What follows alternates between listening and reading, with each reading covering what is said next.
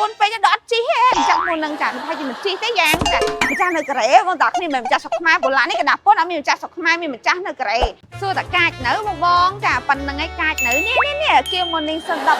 ងតាគ្នានិយាយពីថាស្អាតក៏ស្អាតកាចក៏កាចបើនិយាយពីគុណភាពវិញចាឲ្យមេដៃតែម្ដងបងតាគ្នាគុណភាពមិនបងតាគ្នាប្រភេទ Kia Morning បងតាគ្នាដឹងស្រាប់ហើយណាថា Kia Morning គឺជាប្រភេទឡានដែលមាំហើយធន់ណាស់ងាយខូចទេបងតាគ្នាហើយបើឆ្នាំ012ឡើង17ឡើងនេះទៀតអើយកាន់តែលែងឈឺក្បាលនឹងរឿងឡាននឹងខូចតែម្ដងបងតាគ្នាណាព្រោះដោយសារតែឡានមកទឹកតិចឆ្នាំទី1ប្រភេទ Kia Morning ដូចបញ្ជាក់ប្រាប់អញ្ចឹងថាគឺធន់មាំខ្លាំងមែនតើបងតាគ្នាចង់ជន់លឿនណាក៏អត់ខ្វល់អត់ភ័យអត់ព្រួយដែរចាហើយសំខាន់ Morning ក៏ងាយស្រួលថែដូចគ្នាបងតាគ្នាដូរតែប្រេងម៉ាស៊ីនប្រេងបាប់លេខឲ្យទៀងទាត់ទៅគឺថាឡានហ្នឹងគឺមិនងាយខូចតែហ្មងបងតាគ្នាហើយសំខាន់ថ្ងៃនេះគឺថាមក review ឡាន Kia Morning ពណ៌ខ្មៅ017ចាគេហៅ full option GT Line ខ្មៅក្រហមបងតាគ្នាណាអា GT Line ខ្មៅក្រហមស្អាតខ្លាំងណាស់បងតាគ្នាសំខាន់ GT Line ខ្មៅក្រហមក្រៅហើយសូម្បីតែពុកក្នុងក៏ខ្មៅក្រហមដូចគ្នាដែរហើយប្រភេទ full option បងតាគ្នាមើលណាចាទី1គឺថាមានគុជថា7កាំងគុជទេបងតាគ្នាជាមួយនៅចង្គៀង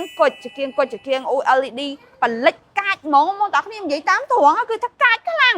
ហើយយ៉ាន់ចាយ៉ាន់សេនរង្វង់16បងតាគ្នាណាហើយមើលយ៉ាន់ថ្មីណាស់បងអើយគ្មានសឹកស្មិនតែបន្តិចតែហ្មងណាឡាននេះគឺថាថ្មីពុនពេញដល់អត់ជីហេចាក់មុននឹងចាថាជាមិនជីទេយ៉ាងចាម្ចាស់នៅកូរ៉េបងតាគ្នាមិនម្ចាស់ស្រុកខ្មែរបុលានេះកណ្ដាពុនអត់មានម្ចាស់ស្រុកខ្មែរមានម្ចាស់នៅកូរ៉េថាតែឡានមកទឹកស្រុកគេថ្មីស្រុកខ្មែរហើយសំខាន់បងតាគ្នាប្រភេទកញ្ចក់ក្តោប LED កញ្ចក់ក្តោបចាហើយមានតទឹក inox ស៊ីនអូ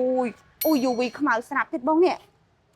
UV ខ្មៅមកជុំហើយស្រាប់ទីវាចំណេញហ្មងហើយខ្ញុំបងតាខ្ញុំចូលចិត្តជីមែនតែនឡាន UV ខ្មៅចូលចិត្តជីហ្មងដោយសារអីគេមើលឃើញខាងក្នុងឯងចាហើយសំខាន់និយាយថា privacy ខ្លួនឯងតែម្ដងហើយការពារក្តៅទៀតអត់ឲ្យក្តៅអត់ឲ្យខ្មៅសាច់ទេជីឡានបងតាគ្នាណាបើសិនកញ្ចក់សក៏រៀងពិបាកដែរចា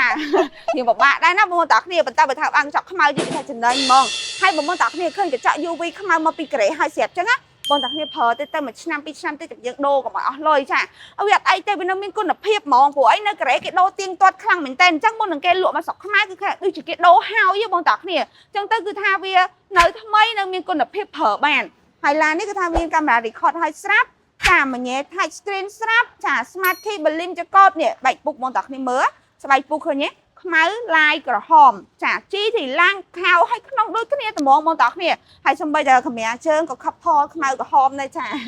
ហ្នឹងហើយហើយសូមបញ្ជាក់ប្រាប់បងតាគ្នាថាឡាន Kia Morning 017នេះគឺថា option វាលយខ្លាំងមែនតើទី1មានពងសុវត្ថិភាពចំនួន7គ្រាប់ទី2មានប្រព័ន្ធ cruise control កំណត់ល្បឿនបើកបរដោយខ្លួនឯងទី3គឺថាគឺគេមាន sensor ចា sensor ក្រោយ sensor ផ្ដល់ដំណឹងបងតាគ្នាណានៅពេលដែលបងតាគ្នាយ៉ាចាគៀកអីមួយគឺវាផ្ដល់ដំណឹងឲ្យបងតាគ្នាជាមួយនឹង sensor មុខគេហៅ sensor front auto sensor ក្រោយ sensor front auto នៅពេលដែលមានអាសន្នអន់ក្រឲ្យយើងអាយ៉ាយើងបើកទៅមុខមានអីរត់ចូលបងតាគ្នាគឺ front ឲ្យយើង auto តែម្ដងចំណុចយើងលយខ្លាំងមែនតើបងតាគ្នាហើយបើនិយាយពីកម្រិតនៃការស៊ីសាំងវិញ Kia Morning 017នេះគឺថាស៊ីតិចយកតែមែនតែម្ដងបងតាគ្នា100គីឡូស៊ីសាំងចន្លោះពី3ទៅ5លីត្រតែប៉ុណ្ណោះបងតាគ្នាស៊ីតិចខ្លាំងណាស់ចាហើយបងតាគ្នាមើលការរចនា design គឺថាស្អាតតាក់ទាញតាក់ចិត្តតែម្ដងអញ្ចឹងបើសិនជាបងតាគ្នាចង់ចំណាយលុយធម្មតាបាក់តែ10000ស្ដើងតែបានឡានដែល option ល្អឡានស្អាតឡានមូលអត់បុកអត់ប៉ះឡានដែលដល់ផាសុខភាពបងតាគ្នាបានយ៉ាងល្អដូចឡានសេរីទៅ10-20ម៉ឺនដុល្លារមកមើល Kia Morning 017មួយ